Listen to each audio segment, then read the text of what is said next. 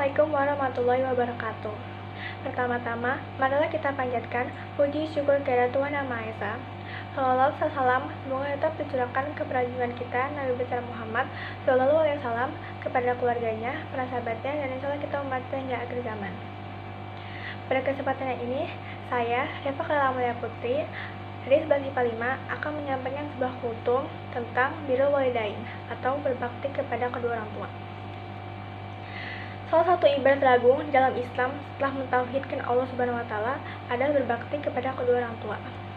Ketahuilah sungguh bahwasannya berbakti kepada orang tua hukumnya adalah wajib, fardu ain, terlebih siapa orang tua kita, pekerjaannya, kehidupan sehari-harinya.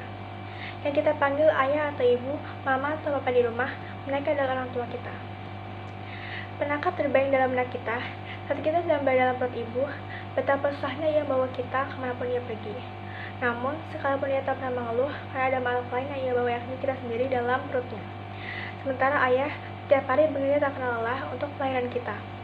Begitu pula setelah kita lahir, mereka mencurahkan segala perhatian dan kasih sayang kepada kita. Ayah banyak tulang mencari uang hanya untuk membiayai hidup kita, agar kita bisa makan dan sekolah dengan baik.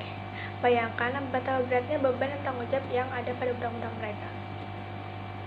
Sungguh, Allah Subhanahu wa taala telah berfirman dalam Al-Qur'an surat Luqman ayat 14 yang berbunyi, A'udzubillahi minasyaitonirrajim. Wa wasainal insana biwalidayhi hamalatu ummuhu wa nan a'la wa ni wa fisaluhu fi amani anishukli waliwalidayka illa yaumil masir.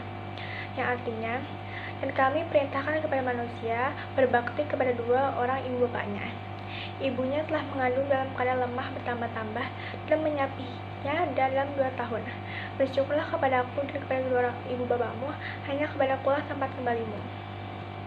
Ada suatu kisah yang menceritakan tentang 3 orang yang terjebak dalam gua.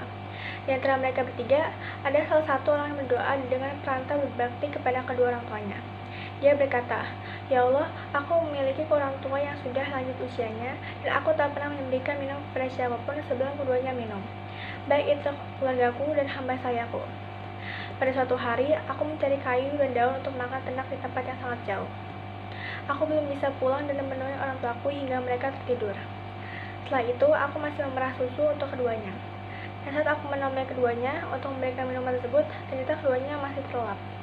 Aku tidak bisa mengontrol mereka dan memberikan minuman tersebut kepada siapapun sebelum kedua orang tuaku meminumnya.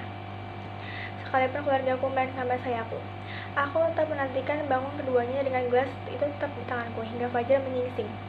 Di saat itulah anak-anak kami menangis karena lapar.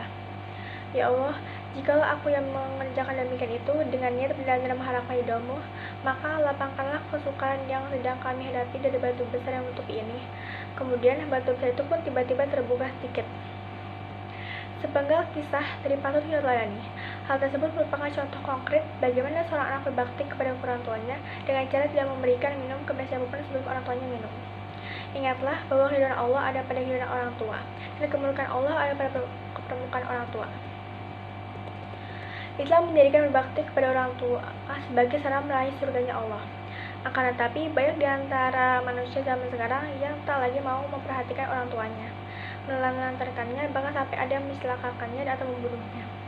Nauzubillahi min dzalik. Berapa hal yang menurut kita sepele berkaitan dengan kedurhakaan anak kepada orang tuanya. Antara lain, membuat keduanya menangis dan bersedih dengan cara apapun, baik perbuatan maupun ucapan. Membentak keduanya dengan cara mengeraskan suara dan berkata kasar, berkata dan kesal terhadap perintah ibunya. Bisa demikian dapat saya sampaikan, semoga dapat bermanfaat bagi saya khususnya dan saudara-saudaraku ke semua hari di sini.